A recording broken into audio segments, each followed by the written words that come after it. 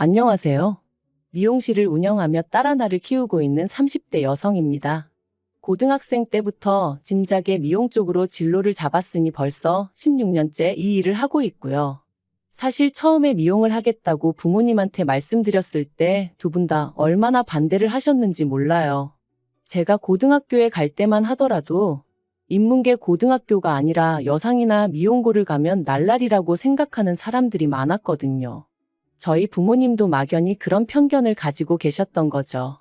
그런데 비교적 성적도 괜찮았던 제가 난데없이 미용고를 가겠다 하니 어머니는 울고불고 저를 잡으시고 아버지는 처음 회초리까지 드셨다니까요. 하지만 자식 이기는 부모 없다고 제가 계속해서 고집을 부리니 그래 한번 해봐라 하고 결국엔 허락을 해주셨습니다. 그리고 저는 제 결정을 믿어주신 부모님을 위해서라도 무조건 성공해야 한다는 마음으로 다른데 한눈 팔지 않고 묵묵히 제 일만 하면서 경험을 쌓아왔네요. 그리고 마침내 남의 미용실에서 1회번 1억과 친정부모님이 보태주신 3천만 원으로 제 미용실을 오픈할 수 있었죠.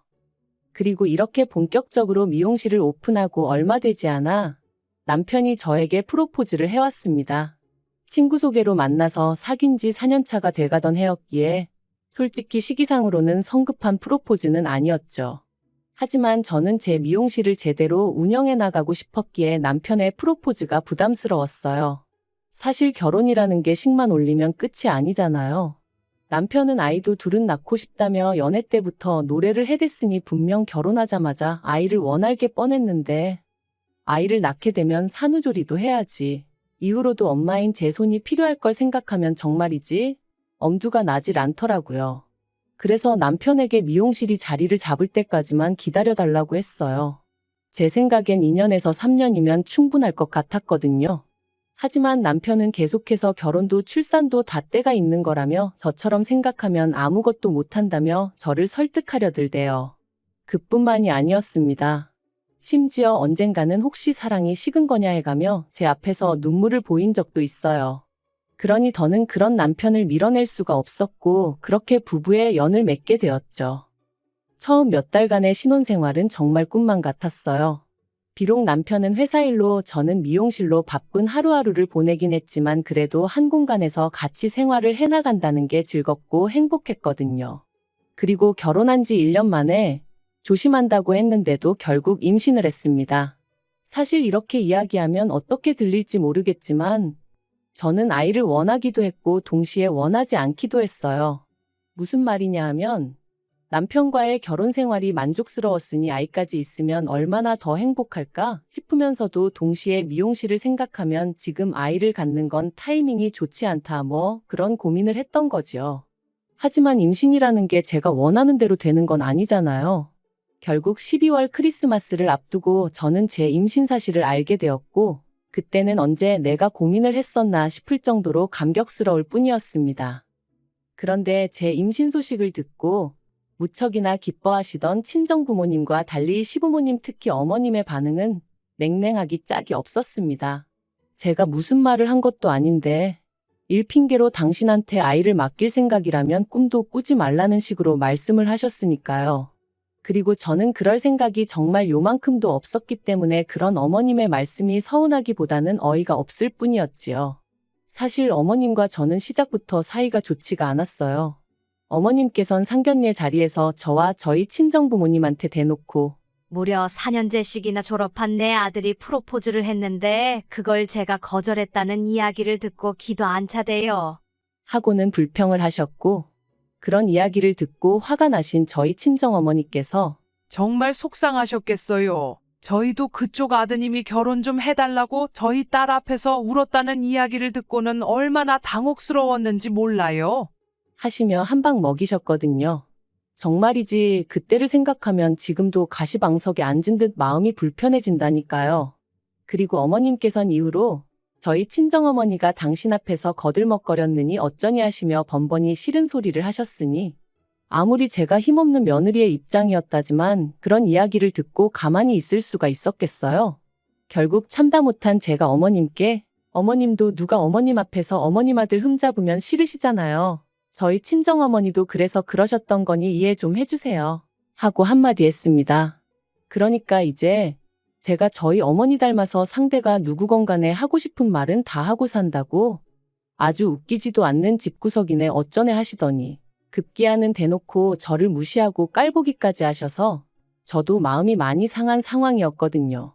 그런데 그런 와중에 대뜸 애 안 봐준다 소리까지 하시니 제가 얼마나 어이가 없었겠어요.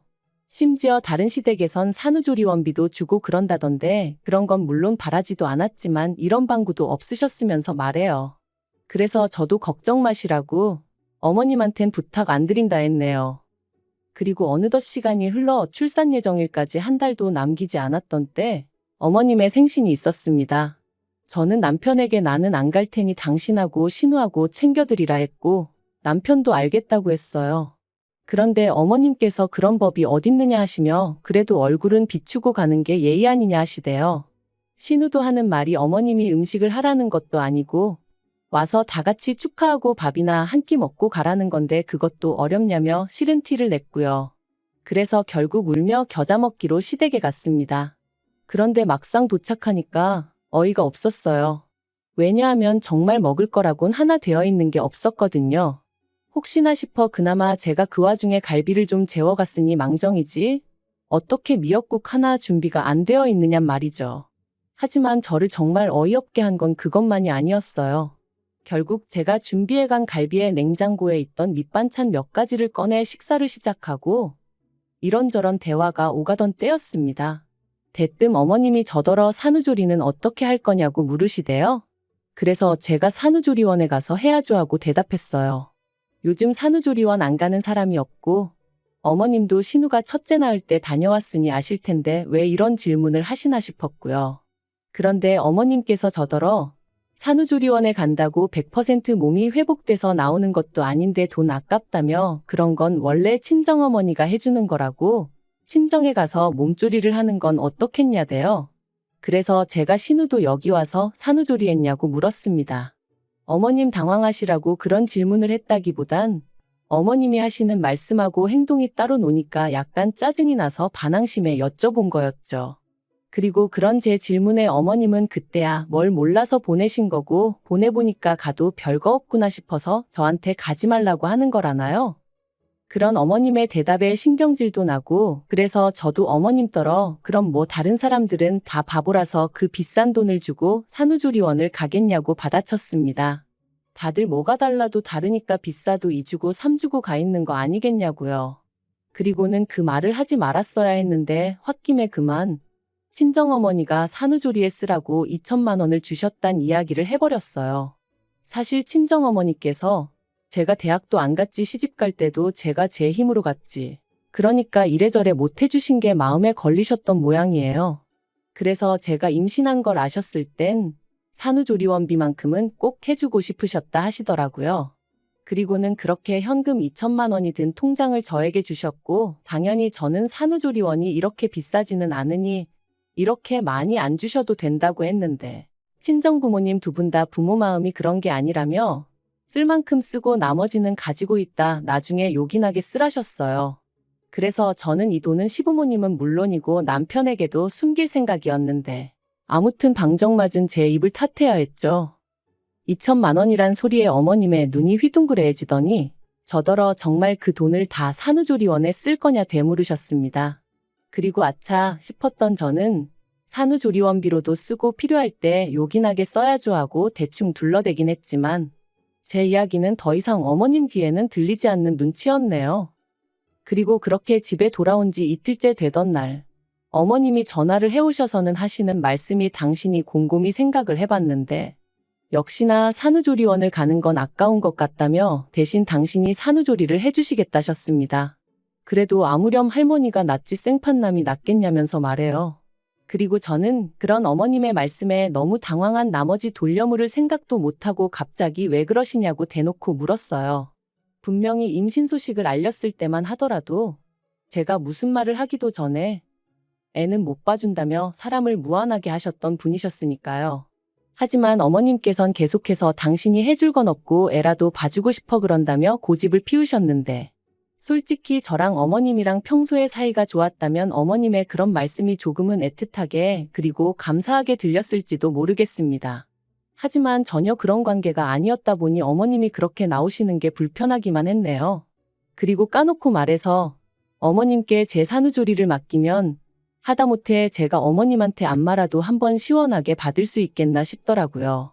어머님이 저희 살림을 해주시는 것도 싫지만 해주신다고 한들 그 사이에 제가 마음 편하게 잠을 잘 수도 없을 테고요. 게다가 어쨌든 그렇게 저희 집에 와 계신다 치면 설령 어머님께서 안 받는다 하셔도 제가 돈을 안 드릴 수가 있냔 말이죠.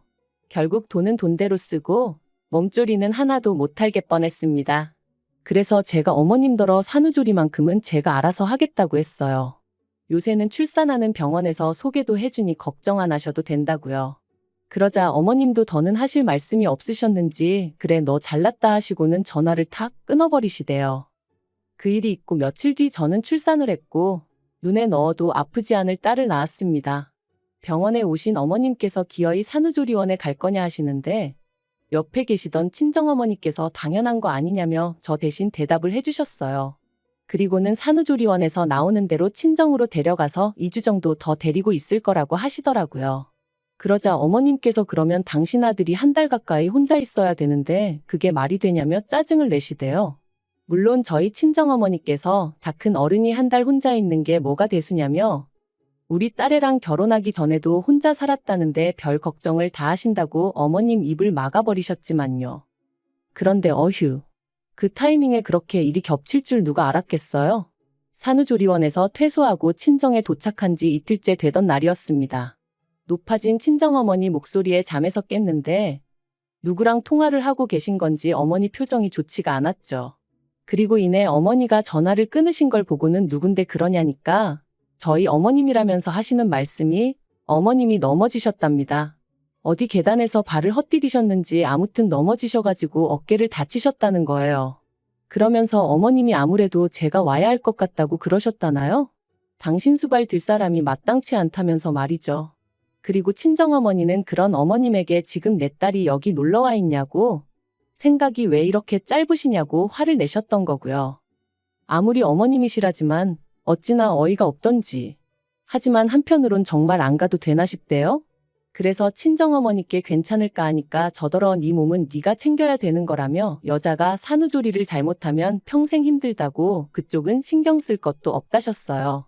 그리고 그 집에 자식이 없냐고 네 서방 있고 네 신우도 있는데 뭐가 문제냐 그러시는데 듣고 보니 정말 다 맞는 말인 거죠. 심지어 신우는 일을 하는 것도 아닌데 왜 피 한 방울 안 섞인 며느리를 찾으시는 건지. 아무튼 그래서 에라 모르겠다 생각하고 안 갔어요. 그리고 이후로 이 일로 인해 두고두고 어머님한테 술상 위 안주거리 마냥 씹히고 또 씹혔네요. 친척분들한테도 어찌나 제 욕을 해대셨는지 정말 결혼식 때나 한번 뵈었던 먼 친척분이 저더러 네 시애미한테 잘하라고 그러면 못 쓴다고 문자를 다 보내셨더라니까요. 그리고 이후로 시간은 흘러 어느덧 저희 애는 2살이 되었고 신우도 둘째의 출산을 코앞에 두고 있었어요. 솔직히 저랑은 크게 관계 있는 일이라고는 느껴지지 않았다 보니 저는 별 생각은 없었고요. 그런데 하루는 어머님께서 연락도 없이 저희 애가 보고 싶어 왔다는 핑계로 저희 집에 오셔서는 신우 출산 선물로 뭘 해줄 거냐입니다. 벙찌더라고요. 왜냐하면 저 출산했을 때 시부모님한테도 신우한테도 정말 1,000원짜리 하나 뭐 받은 게 없었거든요. 당시 어머님 어깨 다치시고 어쩌고 하면서 저 애 낳고 그런 건 다 유야무야 되는 통에 말이죠. 하지만 솔직히 생각하기에 선물이든 뭐든 해주려는 마음 있고 생각 있었으면 언제라도 얼마든지 해줄 수 있었을 텐데. 아무튼 시댁 쪽에선 남편을 제외하곤 누구 하나 뭐 필요한 거 없냐 물어본 사람이 없었습니다. 그런데 이제 와서 신우 출산 선물이라니. 그것도 대놓고 물어보시니 제가 어처구니가 없을 수밖에 없었죠. 그래서 그럴 여유도 없고 저도 받은 게 없다고 솔직히 말씀드렸습니다. 그랬더니 어머님이 뒷부분은 못 들은 척 하시고는 너 그때 네 친정엄마가 준 돈 벌써 다 썼냐는 거예요. 불여 2년이나 지난 상황에 그 돈을 어머님이 들먹이시니 황당하기도 하고 어이가 없었습니다. 그래서 그게 왜 궁금하시냐? 신우 출산하고는 상관없는 돈이라고 딱 잘라 선을 그었어요. 참고로 이 무렵에는 저도 어느 정도는 뻔뻔해졌다고 해야 할지 어머님이 터무니없는 말씀을 하실 때는 딱 거절할 수 있는 정도는 되었었네요.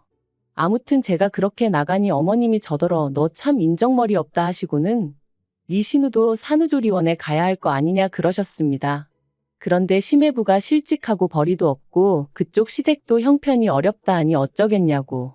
우리가 좀 도와줘야지 하시는데. 그래서 어머님께 저 임신했을 때는 산후조리원 돈 아깝다며 산후조리원 가기 직전까지 사람을 못 가게 막으시더니 왜 지금은 또 이렇게 산후조리원에 목을 매시냐 했어요. 그리고는 아무튼 저는 신우 산후조리원비 대줄 능력도 없고 그럴 생각도 없으니 그런 말씀 하지 마시라 했죠. 그랬더니 미용실에 요새 손님도 바글바글하다면서 어쩌면 이렇게 매정하냐 하시며 급기야 화를 내시는 거예요. 그리고는 잔소리 말고 다음 주까지 일단 1,000만 원 만들어 오라고. 그러면 그걸로 제가 그동안 어머님한테 제대로 못 해드린 거 없던 일로 해주시겠다대요. 그리고 이 일로 저와 남편은 결국 부부싸움까지 하게 되었습니다. 어머님이 댁으로 돌아가신 이후로 분을 삭힐 수 없던 제가 남편에게 연락을 했거든요. 어머님이 신우 산후조리원비를 나더러 내놓으라는데 이게 말이 되냐며 당신이 어머님한테 얘기 좀 하라고 제가 막 하소연을 했죠. 그런데 수화기 너머로 남편이 보인 반응은 어째 뜨뜻미지근하더니 퇴근하고 와서는 저를 붙들고 하는 말이 가관이었습니다. 저더러 이제 애엄마도 되었고 하니 좀 느긋하고 인자한 마음을 가지라며 그 돈 다 손에 쥐고 뭐 할 거냐고. 그러지 말고 이참에 좀 베풀면 좋잖아. 그러는 거예요. 그러면서 결혼할 때 자기 집에서 크게 뭐 해오라고 요구한 것도 없고 그때 제가 어머님 병간호 나 몰라라 할 때도 신우가 저 대신 어머님 병수발을 들었으니 좋게 좋게 넘어갈 수 있었던 거고 게다가 미용실 때문에 명절에 다른 사람들은 2박 3일 일할 거 저는 1박 2일만 하지 않았냐면서 그게 다 어머님이랑 신우가 그래도 한 가족이라고 제 허물을 덮어줬으니 가능했던 거라나요? 그리고는 원래 가족은 그렇게 돕고 사는 거네 어쩌네 하는데 정말이지 뒷목 잡고 쓰러질 것 같더라니까요. 그래서 제가 말은 똑바로 하라고 결혼할 때 당신은 뭐 얼마나 대단한 걸 해왔냐. 딸이 지 엄마 병간호하는 것도 며느리가 감사할 일이냐. 명절에 시댁에서 1박 2일 붙들려 있었고 친정엔 반나절밖에 못 있었는데 그게 무슨 개소리냐 하고는 저도 지지 않고 받아쳤습니다. 그리고는 남편은 개소리에 꽂혀가지고는 남편이 말하는데 개소리라니 말이 심하다며 그걸로 또 난리.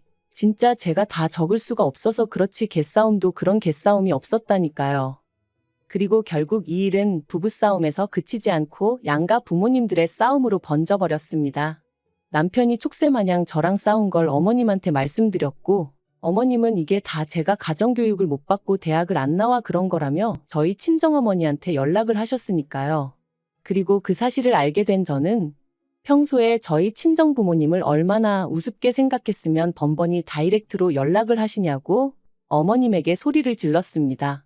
그리고는 친정부모님더러 이혼 생각하고 있으니까 혹시나 딸 가진 죄인이니 뭐니 그런 생각은 하지 마시고 하고 싶은 말씀이 있으시면 다 하시라고 그랬네요. 물론 제가 그런다고 다 하실 분들은 아니셨지만요. 아무튼 그렇게 양쪽 어른들까지 감정이 상해버리고 나니 상황 자체가 완전히 수습불가로 돌아서 버렸어요.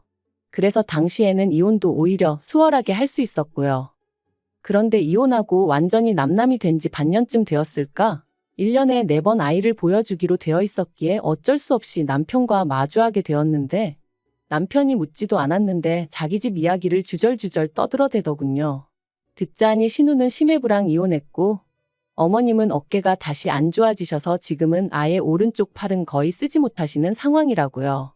그래서 제가 안 됐네 한마디 하니까 남편이 기껏 한다는 소리가 이게 다 그때 제가 병간호를 안 해드려서 그렇답니다.